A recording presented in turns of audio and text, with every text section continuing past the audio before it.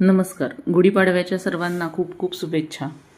यंदाचा गुढीपाडवा गुरुवार दिनांक 19/3/2026 रोजी आहे. तर हा गुढीपाडव्याचा शुभमुहूर्त कोणता, गुढी कशी उभारावी, गुढीची योग्य पूजा पद्धत, तसेच कोणते मंत्र म्हणावेत याची संपूर्ण माहिती मी आजच्या व्हिडिओमध्ये तुम्हाला सांगणार आहे. तुम्ही जर अशा प्रकारे गुढी म्हणजेच ब्रह्मध्वज उभारला तर त्याचे संपूर्ण फळ तुम्हाला नक्की प्राप्त होईल. गुढी कशी उभारावी याची संपूर्ण माहिती तसेच त्याची पूजा कशी करावी ती मी आजच्या व्हिडिओमध्ये सांगणार आहे. तर व्हिडिओ शेवटपर्यंत अवश्य बघा. व्हिडिओ आवडल्यास लाईक, शेअर, सबस्क्राईब करायला विसरू नका. चला तर सुरुवात करूया आजच्या व्हिडिओला.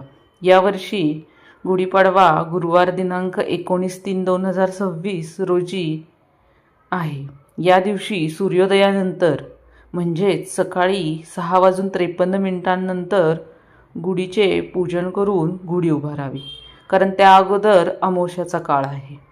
अमावस्या 6:53 नंतर संपत आहे. त्यामुळे सकाळी 6:53 नंतरच गुढी उभारण्याचा शुभमुहूर्त आहे असे मानले जाते. आणि खरोखरच हा शुभमुहूर्त सकाळी 6:53 पासून 8:14 असा आहे. त्यानंतर दुपारीच हा गुढी उभारण्याचा शुभमुहूर्त आहे. तर गुढी अगदी पारंपरिक पद्धतीने मंत्रासह संकल्पासह उभारली तर आपल्याला त्याचे अचूक असे फळ प्राप्त होते. तर गुढी उभारण्याचा पूजाविधी मी तुम्हाला सांगत आहे.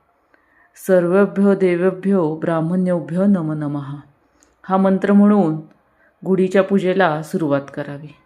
सर्वप्रथम आचमन करावे, हात जोडून गुढीला नमस्कार करावा आणि पुढील मंत्र म्हणावेत.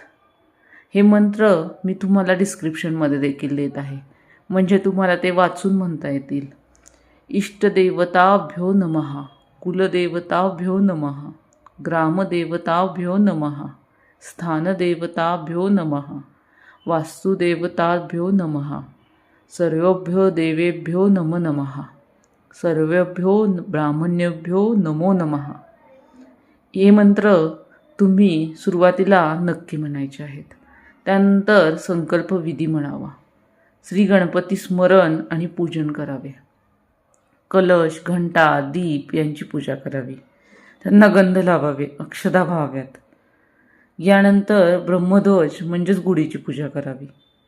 गुढीची पूजा करताना गुढीला हळद, कुंकू, अक्षता, फूल, तुळशीपत्र व्हावे. त्यानंतर दीप, धूप, उदबत्ती ओवाळून नैवेद्य दाखवावा. या दिवशी गोडाधोडाचा नैवेद्य गुढीला नक्की दाखवावा. त्यानंतर गुढीची आरती म्हणावी. गुढीची आरती देखील मी तुम्हाला डिस्क्रिप्शन बॉक्समध्ये देत आहे, ती वाचून तुम्ही नक्की म्हणा. नंतर कापूर ओवाळून प्रदक्षिणा घालावी. गुढीला सहज प्रदक्षिणा घालणे शक्य असल्यास गुढीला नक्की प्रदक्षिणा घाला. जर प्रदक्षिणा घालणे शक्य नसेल तर केवळ नमस्कार केला तरी चालेल. यानंतर ब्रह्मध्वजाला नमस्कार करून पुढील प्रार्थना म्हणायची आहे. ही प्रार्थना मी डिस्क्रिप्शन बॉक्समध्ये तुम्हाला देत आहे. ही प्रार्थना म्हणून सर्वांनी गुढीला नमस्कार करावयाचा आहे आणि गुढी उभारून झाल्यानंतर घरातील सर्वांनी कडुलिंबाच्या पाण्याचा प्रसाद घ्यायचा आहे. ही कडुलिंबाची पाणी, कोवळी पाणी, गूळ, हिंग, मिरे, जिरं, मीठ तसेच खडीसाखर इत्यादी एकत्र बारीक करून त्याचा एकदम गोळीसारखा करून ग्रहण करायचा आहे. हाच प्रसाद रोग शांती होण्याकरता ग्रहण करतात. याच दिवशी नवीन वर्षाची सुरुवात देखील होती. म्हणून नवीन वर्षात सुख, शांती, आरोग्य लाभावे म्हणून आपण या दिवशी गुढीला प्रार्थना करावी.